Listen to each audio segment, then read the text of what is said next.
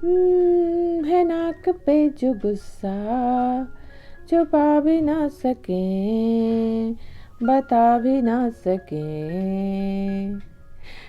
ये गुस्सा हमेशा नाक पर ही क्यों आता है? और जब कुछ बुरा हो जाए तो हमारी नाक क्यों कट जाती है? और इस सर्दियों में तो सबसे ज़्यादा मुसीबत होती है नाक को, है ना? ऐसा लगता है कभी कभी कि हमारे पास 2 नाक होते तो कितना अच्छा होता ना। नमस्कार, ये है कहानियों का अद्भुत संसार किस्सा कहानी। किस्सा कहानी में मैं भारती कुमारी आज फिर से हाजिर हूँ आप लोगों के लिए लेकर हरिशंकर परसाई की एक व्यंग्य रचना जिसका शीर्षक है 2 नाक वाले लोग। मैं उन्हें समझा रहा था कि लड़की की शादी में टीम टाम में व्यर्थ खर्च मत करो, पर वे बुजुर्ग कह रहे थे, आप ठीक कहते हैं, मगर रिश्तेदारों में नाक कट जाएगी। हालांकि नाक उनकी काफी लंबी थी। मेरा ख्याल है कि नाक की हिफाजत सबसे ज्यादा इसी देश में होती है, और या तो नाक बहुत नर्म होती है या छुरा बहुत तेज, जिससे छोटी सी बात से भी नाक कट जाती है। छोटे आदमी की नाक बहुत नाजुक होती है।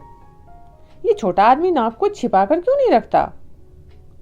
कुछ बड़े आदमी जिनकी हैसियत है वो इस्पात की नाक लगवा लेते हैं और चमड़े का रंग चढ़वा लेते हैं। काला बाजार में जेल हो आए हैं, औरत खुलेआम दूसरे के साथ बॉक्स में सिनेमा देखने लगी है। लड़की का सार्वजनिक गर्भपात हो चुका है। लोग उस तरह लिए उनकी नाक काटने को घूम रहे हैं, मगर काटें कैसे? नाक तो स्टील की है, चेहरे पर पहले जैसी फिट है और शोभा बढ़ा रही है।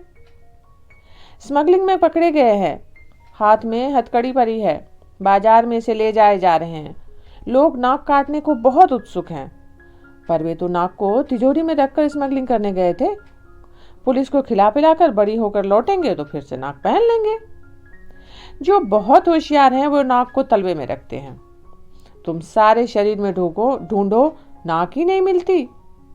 नातिन की उम्र की 2 लड़कियों से बलात्कार कर चुके हैं, जालसाजी और बैंक को धोखा देने में पकड़े जा चुके हैं। लोग नाक काटने को उतावले हैं, पर नाक मिलती ही नहीं, वो तो तलवे में है। कोई जीव शास्त्री अगर नाक की तलाश कर भी दे तो तलवे की नाक काटने से क्या होता है जी? नाक तो चेहरे पर की कटे तो कुछ मतलब होता है। और जो लोग नाक रखते ही नहीं है उन्हें तो कोई डर ही नहीं है। उनके तो बस 2 छेद हैं जिनसे वो सांस ले लेते हैं। कुछ नाकें गुलाब के पौधे की तरह होती है, कलम कर दो तो और अच्छी शाखा बढ़ती है और फूल भी बढ़िया लगते हैं। मैंने ऐसी फूल वाली खुशबूदार नाकें बहुत देखी हैं। जब खुशबू कम होने लगती है तो ये फिर कलम करा लेते हैं, जैसे किसी औरत को छेड़ दिया और जूते खा गए। जूते खा गए अजब मुहावरा है। जूते तो मारे जाते हैं, वो खाए कैसे जाते हैं? मगर भारतवासी इतना भुखमरा है कि जूते भी खा जाता है। नाक और तरह से भी बढ़ती है। एक दिन एक सज्जन आए, बड़े दुखी थे। कहने लगे, हमारी तो नाक कट गई। लड़की ने भागकर एक विजातीय से शादी कर ली। हम ब्राह्मण और लड़का कलाल, हमारी नाक कट गई। मैंने उन्हें समझाया कि कटी नहीं है, कलम हुई है, 3-4 महीनों में और लंबी बढ़ जाएगी। 3-4 महीने बाद जब वो मिले तो बहुत खुश थे। नाक भी पहले से लंबी हो गई थी। मैंने कहा, नाक तो पहले से लंबी मालूम होती है। वो बोले, हाँ, कुछ बढ़ गई है। काफी लोग कहते हैं आपने बड़ा क्रांतिकारी काम किया। कुछ बिरादरी वाले भी कहते हैं, इसीलिए नाक बढ़ गई फिर से। कुछ लोग मैंने देखे हैं जो कई साल अपने शहर की नाक रहे हैं। उनकी नाक अगर कट जाए तो सारे शहर की नाक कट जाती है। अगर उन्हें संसद की टिकट ना मिले तो सारा शहर नकटा हो जाता है। पर अभी मैं एक शहर गया तो लोगों ने पूछा, फलां साहब की क्या हाल है? वे तो इस शहर की नाक है। तभी एक मस्खरे ने कहा, हाँ साहब, वे अभी भी शहर की नाक हैं, मगर छिनकी हुई। ये छिनकी हुई एक विभत्स रस है। रस से दांत के प्रेमियों को अच्छा लगेगा। मगर बात मैं उन सज्जन की कर रहा था जो मेरे सामने बैठे थे और लड़की की शादी पुराने ठाठ से ही करना चाहते थे। पहले वे रईस थे, यानी मध्यम हैसियत के रईस। अब गरीब थे। बिगड़ा रईस और बिगड़ा घोड़ा एक तरह के होते हैं, दोनों बौखला जाते हैं। किससे उधार लेकर खा जाएं ठिकाना नहीं। उधर बिगड़ा घोड़ा किसे कुचल दे ठिकाना नहीं। आदमी को बिगड़े रईस और बिगड़े घोड़े दोनों से दूर रहना चाहिए। मैं भरसक कोशिश करता हूँ। मैं तो मस्ती से डोलते हुए आते सांड को देखकर भी सड़क के किनारे की इमारत के बरामदे में चढ़ जाता हूँ। बड़े भाई साहब आ रहे हैं, इनका आदर करना चाहिए। तो जो भूतपूर्व संपन्न बुजुर्ग मेरे सामने बैठे थे वे प्रगतिशील थे। लड़की का अंतरजातीय विवाह कर रहे थे। वे थे खत्री और लड़का शुद्ध का निकुंज। वे खुशी से शादी कर रहे थे, पर उसमें विरोधाभास ये था कि शादी ठाठ से करना चाहते थे। बहुत लोग एक परंपरा से छुटकारा पा लेते हैं पर दूसरी से बंधे रहते हैं। रात को शराब की पार्टी से किसी ईसाई दोस्त के घर आ रहे हैं, मगर रास्ते में हनुमान का मंदिर दिख जाए तो थोड़ा तिलक भी सिंदूर का लगा ही लेंगे। मेरा एक घोर नास्तिक मित्र था। हम घूमने निकलते तो रास्ते में मंदिर देखकर वे कह उठते, हरे राम, और बाद में पछताते भी थे। तो मैं उन बुजुर्ग को समझा रहा था, आपके पास रुपए है नहीं, आप कर्ज लेकर शादी का ठाठ बनाएंगे तो कर्ज चुकाएंगे कहां से? जब आपने इतना नया कदम उठाया है कि अंतरजातीय विवाह कर रहे हैं तो विवाह भी नए ढंग से कीजिए ना। लड़का का निकुंज का है, बिरादरी में शादी करता तो उसे कई हजार मिलते। लड़के शादी के बाजार में मवेशी की तरह बिकते हैं। अच्छा मालवी बैल और हरियाणा की भैंस बड़ी ऊंची कीमत पे बिकती है। लड़का इतना त्याग तो लड़की के प्रेम के लिए कर चुका, फिर भी वो कहता है कि अदालत जाकर शादी कर लेते हैं, बाद में एक पार्टी कर देंगे। आप आर्य समाजी हैं, घंटे भर में रास्ते में आर्य समाज मंदिर में वैदिक रीति से शादी कर डालिए, फिर 300-400 रुपयों में एक पार्टी दे डालिए। लड़के को वैसे भी एक पैसा नहीं चाहिए, लड़की के कपड़े वगैरह मिलाकर शादी 1000 में हो जाएगी। वे कहने लगे, बात तो आप ठीक कहते हैं, मगर रिश्तेदारों को तो बुलाना ही पड़ेगा। फिर जब वे आएंगे तो इज्जत के ख्याल से सजावट, खाना, भेंट वगैरह देनी होगी। मैंने कहा, आपका यहाँ तो कोई रिश्तेदार है नहीं, वे हैं कहाँ? उन्होंने जवाब दिया, वे पंजाब में हैं। पटियाला में ही 3 करीबी रिश्तेदार हैं, कुछ दिल्ली में हैं, कुछ आगरा में हैं। मैंने कहा, जब पटियाला वाले के पास आपका निमंत्रण पत्र पहुंचेगा तो पहले तो वो आपको 10 गालियां देगा। मई का ये मौसम, इतनी गर्मी, लोग तड़ातड़ लू से मर रहे हैं, ऐसे में इतना खर्च लगाकर जबलपुर जाओ, कोई बीमार हो जाए तो और मुसीबत। पटियाला या दिल्ली वाला आपका निमंत्रण पाकर खुश नहीं, दुखी होगा।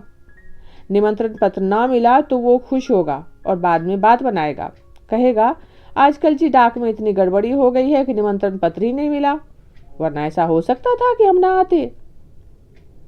मैंने फिर कहा, मैं आपसे कहता हूँ कि दूर के रिश्तेदार का निमंत्रण पत्र मुझे मिलता है तो मैं घबरा उठता हूँ। सोचता हूँ जो ब्राह्मण 11 रुपए में शनि को उतार दे, 25 रुपए में सगोत्र विवाह करा दे, मंगली लड़की का मंगल 15 रुपए में उठाकर शुक्र के दायरे में फेंक दे, वो लग्न सितंबर से लेकर मार्च तक सीमित क्यों नहीं कर देता? मई और जून की भयंकर गर्मी की लग्ने गोल क्यों नहीं कर देता? वो तो कर सकता है ना। और फिर ईसाई और मुसलमानों में जब बिना लग्न की शादी होती है तो क्या वर वधू मर जाते हैं? 8 प्रकार के विवाहों में जो गंधर्व विवाह है वो क्या है? वो यही शादी है जो आज होने लगी है कि लड़का लड़की भाग कर कहीं शादी कर लेते हैं। इधर लड़की का बाप गुस्से में पुलिस में रिपोर्ट करता है कि अमुक लड़का हमारी नाबालिग लड़की को भगा ले गया है, मगर कुछ होता नहीं, क्योंकि लड़की मैट्रिक का सर्टिफिकेट साथ ले जाती है जिसमें जन्म की तारीख होती है। वे कहने लगे, नहीं जी, रिश्तेदारों में नाक कट जाएगी। मैंने कहा, पटियाला से इतना किराया लगाकर नाक काटने इधर कोई नहीं आएगा, फिर पटियाला में कटी नाक को कौन इधर देखेगा, काट लें पटियाला में। वे थोड़ी देर गुमसुम बैठे रहे। मैंने कहा, देखिए जी, आप चाहे तो मैं पुरोहित हो जाता हूँ और घंटे भर में शादी करा देता हूँ। वे चौंके, कहने लगे, आपको शादी कराने की विधि आती है? मैंने कहा, हाँ, ब्राह्मण का बेटा हूँ। बुजुर्गों ने सोचा होगा कि लड़का नालायक निकल जाए और किसी काम धंधे के लायक ना रहे तो कम से कम सत्यनारायण की कथा और विवाह विधि सिखा दो। ये मैं बचपन से ही सीख गया था। मैंने आगे कहा, और बात यह है कि आजकल कौन संस्कृत समझता है और पंडित क्या कह रहा है इसे भी कौन सुनता है? वे तो और इतना ही समझते हैं। मैं इस तरह का मंगल श्लोक पढ़ दूं तो कोई ध्यान ही नहीं देगा Om Jack and Jill went up the hill. Fetch a pail of water. Om Jack and Jill down and broke his crown, and Jill came trembling after. कुर्यात सदा मंगलम। लोग इसे भी वैदिक मंत्र समझेंगे। वे हंसने लगे। मैंने कहा, लड़का उत्तर प्रदेश का कानकुब्ज और आप पंजाब के खत्री। एक दूसरे के रिश्तेदारों को कोई नहीं जानता। आप एक सलाह मेरी मानिए, इससे कम में भी निपट जाएगा और नाक भी कटने से बच जाएगी। लड़के के पिता की मृत्यु हो चुकी है। आप घंटे भर में शादी करवा दीजिए। फिर रिश्तेदारों को चिट्ठियां लिखिए कि इधर लड़के के पिता को दिल का तेज दौरा पड़ा। डॉक्टरों ने उम्मीद छोड़ दी थी। 2-3 घंटे वे किसी तरह जी सकते थे। उन्होंने इच्छा प्रकट की कि मृत्यु के पहले ही लड़के की शादी हो जाए तो मेरी आत्मा को शांति मिल जाएगी। लिहाजा उनकी भावनाओं को देखते हुए हमने फौरन शादी कर दी। लड़का लड़की वर वधू के रूप में उनके सामने आए, उनके चरणों पर सिर रखे। उन्होंने इतना ही कहा, सुखी रहो, और उनके प्राण पखेरु उड़ गए। आप माफ करेंगे कि इसी मजबूरी के कारण हम आपको शादी में नहीं बुला सके। कौन जानता है आपके रिश्तेदारों में कि लड़के के पिता की मृत्यु कब हुई। उन्होंने सोचा, फिर बोले, तरकीब तो ठीक है, पर इस तरह की धोखाधड़ी मुझे पसंद नहीं।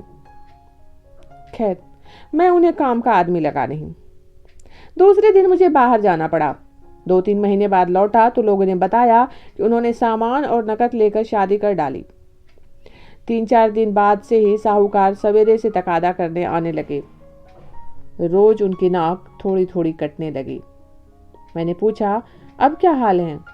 लोग बोले, अब साहूकार आते हैं तो यह देखकर निराश लौट जाते हैं कि काटने को नाक ही नहीं बची।